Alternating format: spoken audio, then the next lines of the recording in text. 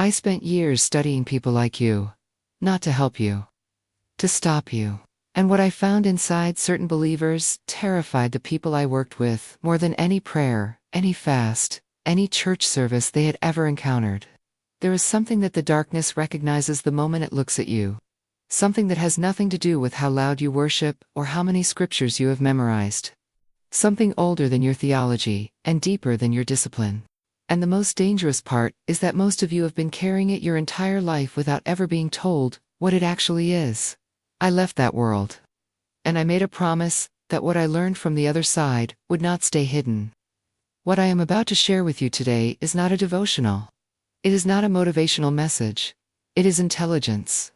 The kind that changes how you understand every spiritual battle you have ever fought and every one still ahead. Stay with me. Because what comes next explains something you have felt your whole life, but never had the words for. Let me tell you what spiritual attack actually looks like from the inside, because it is almost never what people expect. It rarely looks like dramatic oppression. It does not announce itself. It looks like exhaustion that sleep never fixes. It looks like momentum that builds and then collapses for no visible reason. It looks like relationships that turn without explanation. Doors that close right before breakthrough. And a low-level heaviness that settles over your life like fog that never fully lifts. That is not random. That is targeted. When I was on the other side, we did not waste energy on people who were spiritually passive. There was no point. Passive believers are already neutralized. What drew our attention, what required strategy and sustained effort, was a very specific kind of person. Someone who carried something we could not explain away and could not easily corrupt. I probably should not say this so plainly, but the people who were hardest to touch were not always the loudest in the room. They were not always the ones with the biggest platforms or the most polished prayers. They were the ones whose very presence disrupted something invisible. The ones who walked into a room, and the atmosphere shifted before a single word was spoken. You may have felt this your whole life, and called it sensitivity. Called it anxiety. Called it being different. You minimized it because nobody around you named it correctly. Stay with me. Because what I am about to tell you is the part that most believers never hear inside a church building. Here is what took me years to understand, and what most spiritual teaching completely misses. The attacks were never about what you did wrong. They were about what you carry by design. This is the part that changes everything. Most believers approach spiritual warfare as if the enemy is responding to their failures, their sin, their weakness. And so they pray harder, fast, longer, confess more, and still feel like something is pressing against them from every direction. They assume the problem is their spiritual performance. It is not. What darkness responds to is not your behavior. It responds to your authority. And authority is not something you earn through religious effort. It is something you were built with. Something assigned before you understood what any of this meant. The reason most churches never teach this correctly is because it removes the framework of shame as the central problem. It forces a different conversation entirely. Not about what you did, but about who you are. And that conversation makes certain people very uncomfortable. I am not here to make you comfortable. I am here to make you clear. There are 5 specific capacities that certain believers carry. And every single one of them is recognized and actively opposed by the kingdom of darkness, before the person carrying them even becomes aware of what they hold. Not because of anything they achieved. Because of what they were given. This is where it changes. But understanding what these gifts are is only the beginning. Because knowing them and knowing how to carry them without losing ground are 2 completely different things. The first one is something I will call spiritual memory. And I need you to understand that this is not a metaphor. Every person I ever encountered who was genuinely difficult to influence spiritually had this in common. They knew things they had no natural way of knowing. Not through study, not through experience, but through something that operated beneath conscious reasoning. They would meet someone and know, without a single piece of evidence, that something was wrong. They would enter a situation and feel the outcome before it unfolded. They would sense the nature of an environment the moment they crossed the threshold. Before anyone spoke, before anything visible confirmed it. From the outside, we called it intuition. But that word was always too small for what it actually was. Spiritual memory is the capacity of your spirit to recognize patterns, people, and atmospheres that it has been equipped to discern. It does not live in the mind. It lives in a place the mind cannot fully access or explain. And because of that, most people who carry it spend decades being told they are too sensitive, too suspicious, too intense. They learn to silence it, to fit in. That silencing is one of the greatest victories darkness ever achieves over a gifted person. Think about the relationships in your life that unraveled and revealed exactly what you felt from the beginning. Think about the rooms that drained you, while everyone else seemed energized. Think about the decisions that felt wrong before you had a single logical reason to resist them. That was not anxiety. That was architecture. Spiritual architecture built into you for a reason. But here is where most believers cancel their own advancement without realizing it. When spiritual memory surfaces, it is almost always uncomfortable. It creates friction with people who want your trust, with environments that want your compliance, with systems that depend on your silence. And when that friction becomes social cost, most people choose comfort over clarity. They talk themselves out of what their spirit already confirmed. The moment you override your spiritual memory to maintain approval, you hand something precious to the wrong hands. Stay with me, because the second gift goes even deeper, and it is the one that the enemy works hardest to contaminate. The second capacity is what I will call the internal voice. Not an audible sound. Not an emotional feeling. A directional certainty that rises from somewhere beneath thought and bypasses logic entirely. A knowing that says, move, or stop, or wait, before the mind has assembled any reason to do so. People who carry this gift make decisions that look reckless from the outside, and turn out to be exactly right. They exit situations that seem stable, right before they collapse. They enter opportunities that looked unremarkable and find something nobody else expected. Those around them often cannot explain it, and that inexplicability is part of what makes them threatening to forces that depend on confusion and delay. The enemy's strategy against this gift is not to silence it completely. Silence would be too obvious. The strategy is contamination. Introduce enough emotional noise, enough relational chaos, enough mental pressure, that the person can no longer distinguish genuine direction from their own fear or desire. Once that distinction blurs, the gift is effectively neutralized without ever being removed. This is why certain seasons of your life felt like a fog you could not name. Why you second-guessed decisions that should have been clear. Why confidence became elusive at the exact moments it was most needed. That was not spiritual weakness. That was a deliberate strategy targeting something specific inside you. The third gift is the one that made certain people in my former world genuinely afraid to be in the same room as specific believers. It is the ability to read the spiritual atmosphere of a place or a person before anything is said or shown. Not vague discomfort. Not general anxiety. A precise, immediate reading of what is hidden beneath the surface of a space. Manipulation disguised as generosity. Hostility concealed beneath warmth. Deception operating behind spiritual language. People who carry this gift cannot easily be fooled by performance. And that makes them extraordinarily dangerous to anyone or anything that depends on performance to maintain its influence. I remember specific situations where someone carrying this gift would enter a room, and within minutes, without asking a single question, they had accurately identified every unresolved conflict, every hidden motive, every false allegiance in that space. They were not analyzing. They were simply receiving what was already present in the atmosphere. The common error believers make with this gift is assuming it only works as a warning. They use it defensively, to avoid bad environments and difficult people, and they stop there. But the same capacity that reads darkness can also read divine alignment.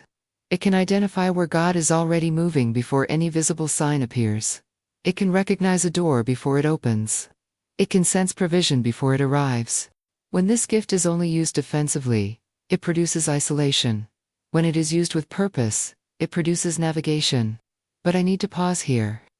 Because there is something coming in the next layer of this, that most people who carry these gifts have never been told.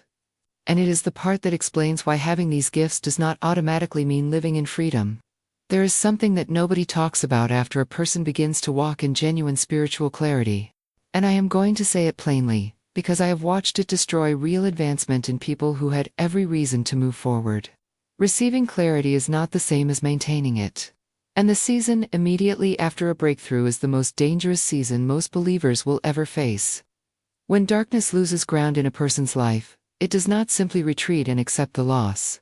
What follows is not a retreat. It is a recalibration. The strategy shifts. The angle changes.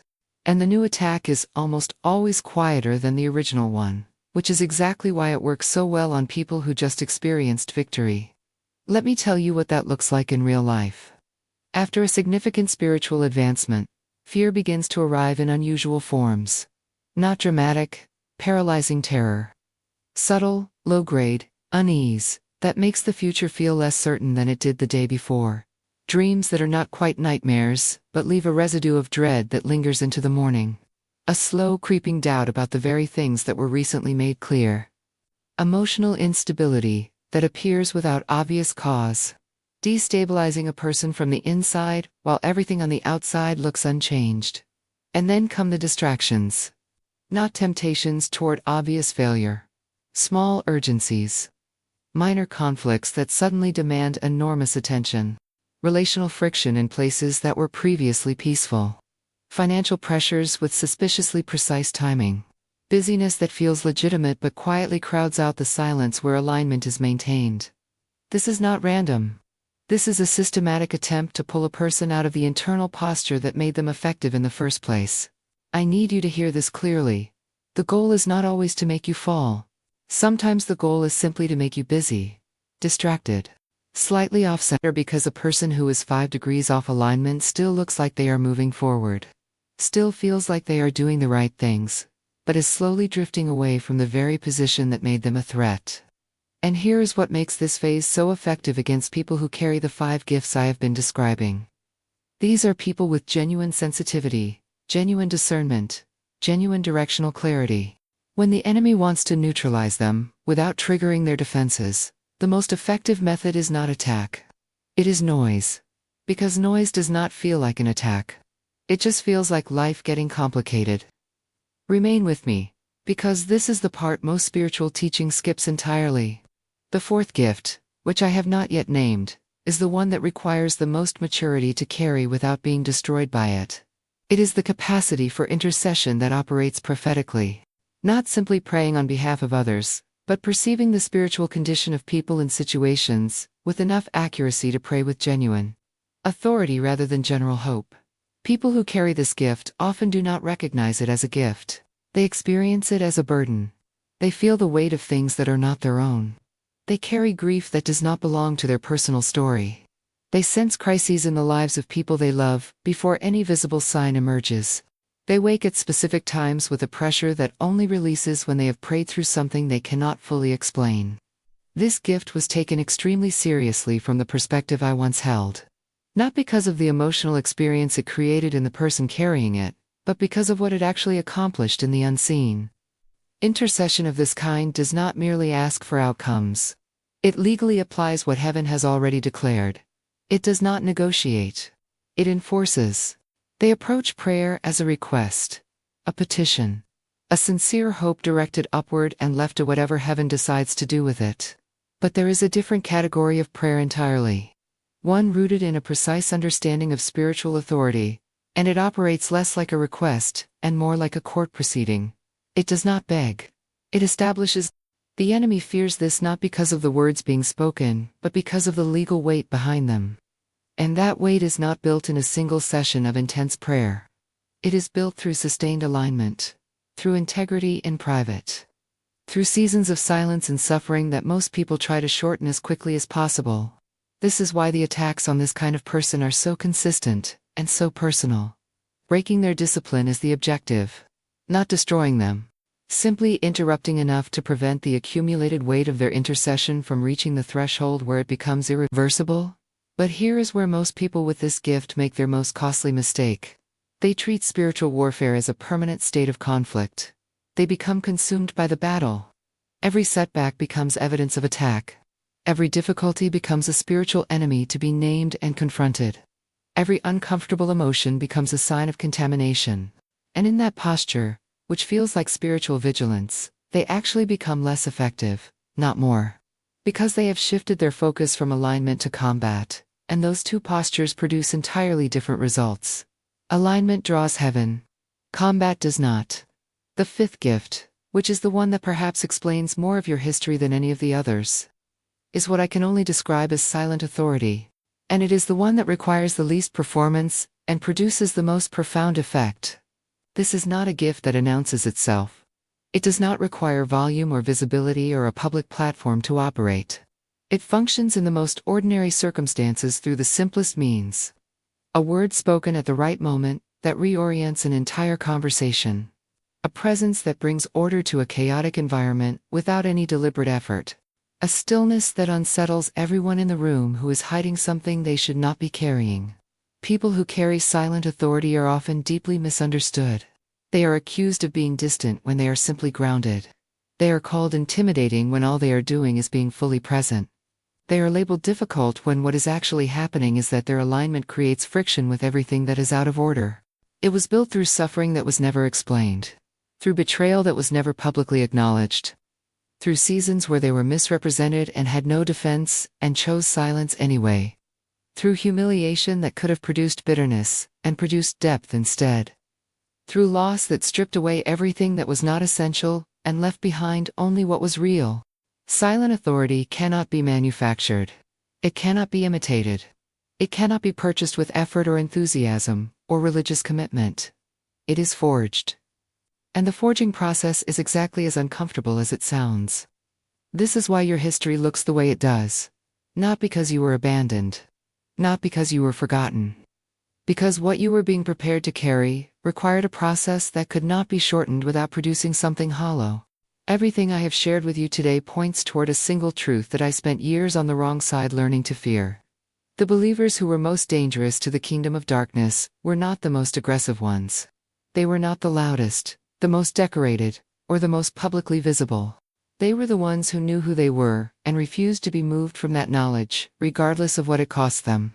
That stability, that settled, unshakable sense of identity, was more threatening than any spiritual discipline, any fast, any extended prayer vigil.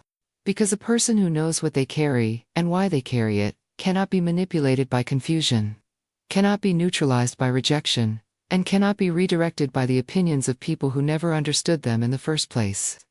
You were never called to live under constant spiritual siege. That is not the design. The design is authority, peace with edge, clarity without arrogance, presence without performance.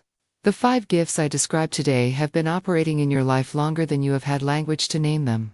The spiritual memory that told you the truth before your mind caught up. The internal voice that directed you when the path was invisible. The atmospheric sensitivity that protected you from things you never saw coming. The intercessory weight that carried others through seasons they could not have survived alone. The silent authority that shifted rooms and confronted darkness without ever raising its voice. These were never accidental. They were never coincidental. And the resistance you have faced throughout your life was never proof that you were losing. It was confirmation of what you carry and why it matters. This is not the moment to become proud of that. Pride is a vulnerability, and you have come too far to hand anything over carelessly. This is the moment to become responsible with it. To stop minimizing what you sense.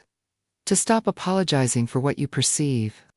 To stop shrinking your discernment to fit spaces that were never built for someone like you. Heaven does not abandon what it invested in. The same authority that was targeted, tested, and pressed on every side is the authority that holds when everything around it is shaking. And that is precisely the kind of authority that the world you are walking into is going to need. You are not at the beginning of this. If what I shared today confirms something you have known your entire life, but never had the language for, stay connected to this channel. There is more. There is always more. And the deeper we go, the more useful you will become to the kingdom you were called to serve. I will see you in the next one.